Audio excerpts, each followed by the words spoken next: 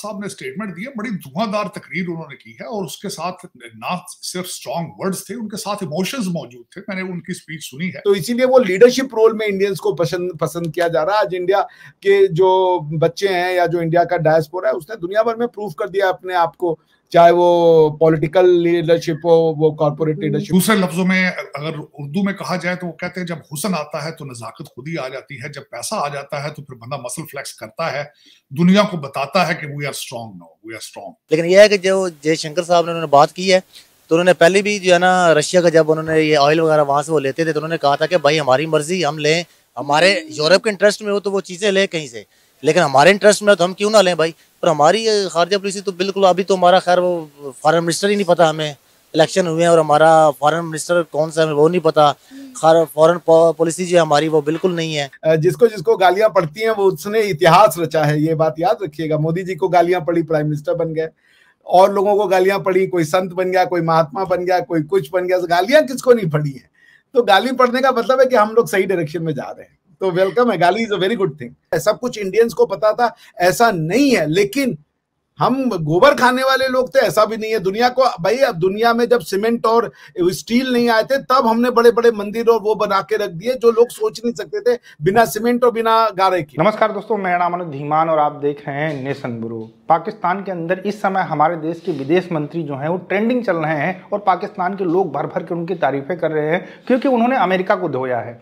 क्या हुआ है पूरा मामला, इस बारे में बात करेंगे। पहले हम पाकिस्तानियों की राय सुनते हैं जयशंकर जी के बारे में, फिर हम बात करेंगे इस वीडियो को लेकर। इस तरह करके मतलब ये इंडिया तो भाई किसी को भी किसी टाइम भी वो जवाब देता है। और आप देखिए इंडिया की जो पॉलिसीज है वो आगे 10-10, 15-15 साल के उन लोगों ने बनाई हुई है। अरे वहाँ पे एस जयशंकर ने बैठ के बोला कि आप लोगों को इंडिया को तनकीद नहीं करनी चाहिए बल्कि इंडिया की तारीफ करनी चाहिए क्योंकि इंडिया बहुत आगे निकल गया है। जी बिल्कुल ऐसी ही, बिल्कुल ऐसी ही उन्होंने। और इसलिए तो फिर वो लोग कहते हैं जी मोदी ऐसा है वैसा है, लेकिन माशाल्लाह वो अपने कंट्री के लिए भाई उसने जो कुछ किया, मेरे ख्याल में उनके वो गांधी के बाद जो है ना मोदी ने बहुत कुछ किया इंडिया के लिए। और उसने अपना जो वजीर खारजा वो रखा हुआ है और वो उसने बहुत वहाँ पे इस तरह अच्छी बात की है कि यार इंडिया को मतलब जो है ना आप हमारी तारीफ करो, बनती भी है। मैं ये आपसे कहूँ कि यार तारीफ नहीं बनती, तारीफ बनती है। पाकिस्तान में क्या है कि जो मुझे लगता है कि इन बच्चों का एक तो जो एजुकेशन स्टैंडर्ड है वो बहुत ही कम है। मैं देख रहा हूं कि बच्चे अंग्रेजी मीडियम से पढ़े हुए हैं और बच्चे आपका अंग्रेजी यूनिवर्सिटी से पढ़े हुए हैं, बट वो अंग्रेजी का एक सेंटेंस, ये हमारे भी मिलेगा आपको, कई अंग्रेजी मीडियम में लिखे हुए बच्चे वो अंग्रेजी में शायद बात ना कर पाए, लेकिन वो अंग्रेजी में लिख जरूर लेगा। वो बेसिक आपको लिख के, मैंने ये देखा है यहाँ के बच्चों को, वो पढ़े लिखे हैं, वो क्लेम कर रहे हैं कि मैंने अंग्रेजी मीडियम में पढ़ाई की है और हमारी यूनिवर्सिटी का भी मीडियम अंग्रेजी था, उसके बाद भी वो सेंटेंस ना लिख पा रहे ना बोल पा रहे, which is a serious thing कि फिर ये डिग्री कैसे मिल रही है आपको। फिर ये क्वेश्चन आ जाएगा कि जो बेसिक और नॉलेज का जो स्टैंडर्ड है वो भी बहुत कम है। जो एक बच्चा ग्रेजुएशन में यहां सीख रहा है दुनिया का, आपका बच्चा ग्रेजुएशन में यहां सीख रहा है, वो बच्चे चूंकि उसके जो शायद जो उसके प्रोफेसर से आचार्य है, उस्ताद है, वो अपने आप को नहीं अपडेट कर रहे हैं। यही मैं कहने वाली थी सर, टीचर्स का भी कहीं ना कहीं फिर इसमें गड़बड़ है, बहुत बड़ा योगदान है। देखिए जब मैं यूनिवर्सिटी में आता हूं, जब मुझसे ये बोला जाता है कि मिश्रा जी आप एक सिलेबस बनाइए कोर्स का, तो उसमें मुझे लिखना पड़ता है ऑब्जेक्टिव कि मैं क्यों पढ़ाना चाहता हूं, फिर ऑब्जेक्ट, और उसको पढ़ाने के बाद मैं क्या हासिल करूंगा, बच्चे में क्या नई चीज सीखेंगे जिसको हम एग्जामिन करना चाहते हैं। तो अब मुझे नहीं पता कि पाकिस्तान में क्या है, ऐसा नहीं है कि सारे बच्चे बहुत बिलो इंटेलिजेंस होंगे, मगर मैं अभी तक कुछ अच्छे लोग मुझे जरूर मिले हैं जो ओपन ख्यालात के हैं। क्योंकि ये वो मामला इस किस्म का है कि उसने भाई जो है ना फॉरेन पॉलिसी पे बात की और वो उनका वजीर खारजा है। अब आप ये देखें कि पाकिस्तान तो पूरी गेम में कहीं नजर ही नहीं आता, ठीक है, मतलब पाकिस्तान कहीं एग्जिस्ट ही नहीं करता। ये तो हम तो वो कहते हैं ना आज़ाद हुए हैं, बट हम आज़ाद हुए नहीं है। हमारी तो वो फॉरेन पॉलिसी तो उसमें किसी में कहीं ना, हम तो अपने जो करीबी दोस्त हैं, हमारे दोस्त हैं, हम उनको नाराज कर देते हैं भाई किसी टाइम, कभी कोई बात करके आता है कि वो हमें पैसे भी दे रहे हैं, हमें ऑयल भी दे रहे हैं और इस तरह करके मतलब हमसे वो जो है, लेकिन हम पे उनको जो है ना हमारी खारजा पॉलिसी तो हम उनको जो है ना वो कर देते हैं भाई। अब आप ये देखिए कि इंडिया मजहब को एक तरफ रखकर हर मुल्क के साथ जो अपने ताल्लुकात बेहतर कर रहे हैं। रिसेंटली इंडिया के प्राइम मिनिस्टर नरेंद्र मोदी पहले यूएई का विजिट करके आए, फिर उसके बाद वो कतर गए, अब 20 फरवरी को वो जम्मू कश्मीर का दौरा करने जाएंगे। देखिए उन्होंने मजहब को एक तरफ रखकर जो है वो अपनी फॉरेन पॉलिसीज को बढ़ा रहे हैं, लोगों के साथ ट्रेड कर रहे हैं। क्या कहना चाहेंगे आप इस सारे मामले पर? हम यही कहते रहे कि भाई इंडिया जो है वो उसमें बहुत इंतहा पसंद है, इंडिया के prime minister Narendra Modi anti Muslim है, एंटी इस्लाम है। ये बात तो दुरुस्त है कि इंडिया के लिए मोदी बहुत काम कर रहा है, लेकिन एक तरफ ये भी देखा जाए कि इंडिया का जो मोदी जो है वो थोड़ा स्मार्ट भी खेलता है और वो हिपोक्रेट भी है। ऐसा नहीं है कि वो दुनिया में, लेकिन चूँकि वो अपनी रियासत के लिए और अपने मुल्क के लिए वो स्टैंड भी लेता है। और अभी जैसा कि वो अमेरिका गया है जयशंकर और वो मामलात हो रहे हैं, तो उसने स्टैंड लिया, उसने अपनी इंडिपेंडेंट खारजा पॉलिसी रखी है और बनाई है।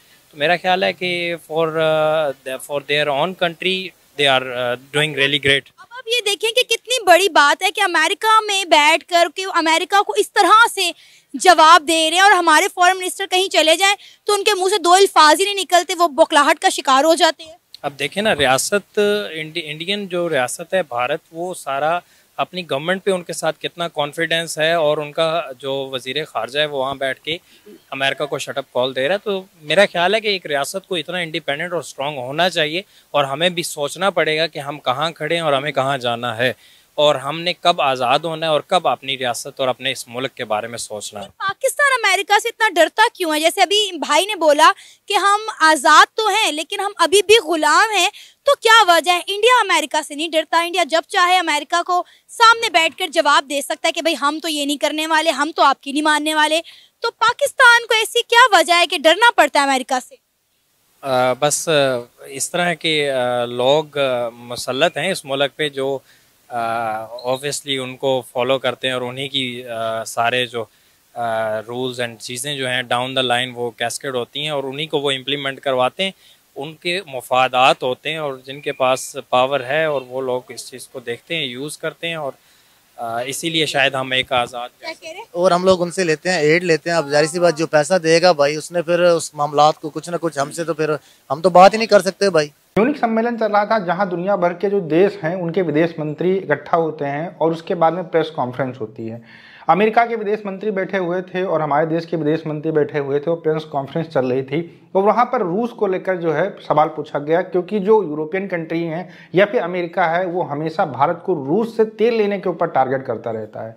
जब उनसे पूछा गया कि आप रूस से तेल लेते हैं और ये गलत बात है, तो हमारे देश के जो विदेश मंत्री थे जयशंकर जी, उन्होंने साफ साफ कह दिया कि ये कोई गलत बात नहीं है, आप हमारे बारे में हमेशा बात करते रहते हो, लेकिन यूरोपियन कंट्री तो इतना तेल लेती हैं कि जिसका हम थोड़ा भी हिस्सा नहीं लेते। अगर आप कंपैरिजन करें तो फिर जितना यूरोपियन कंट्री दोपहर भर में तेल लेती हैं उतना तो हम एक महीने में भी नहीं लेते हैं, लेकिन आप उनकी तरफ कभी बात नहीं करते और हमारी तरफ जो है हमेशा उंगली उठाते रहते हैं। अब ये बात सुनने के बाद में अमेरिका के जो विदेश मंत्री थे वो मुस्कुराने लगते हैं और यहीं पर सारे लोग तालियां बजाने लगते हैं।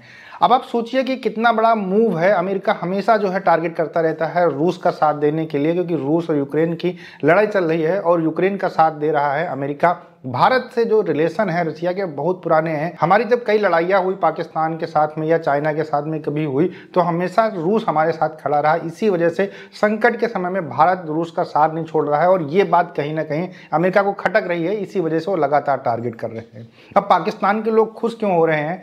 पहली बार इमरान खान ने जयशंकर जी का वीडियो दिखाया था अपनी रैली के अंदर और कहा था कि ये होते हैं विदेश मंत्री। उसके बाद से पाकिस्तान के अंदर पॉपुलैरिटी बढ़ जाती है, और अमेरिका को जब कोई जवाब देता है तो उसको देखकर पाकिस्तान के लोग खुश होते हैं, क्योंकि पाकिस्तान की जो गवर्नमेंट है या जो आर्मी है, पाकिस्तान के लोगों को लगता है कि अमेरिका के कहने के ऊपर चलती है। इसी वजह से जब भारत के विदेश मंत्री ने ये सारी बातें कही तो पाकिस्तान के लोग खुश हुए हैं और उसको अच्छा समझ रहे हैं, और अपने यहाँ के जो विदेश मंत्री उनको गलत समझ रहे हैं।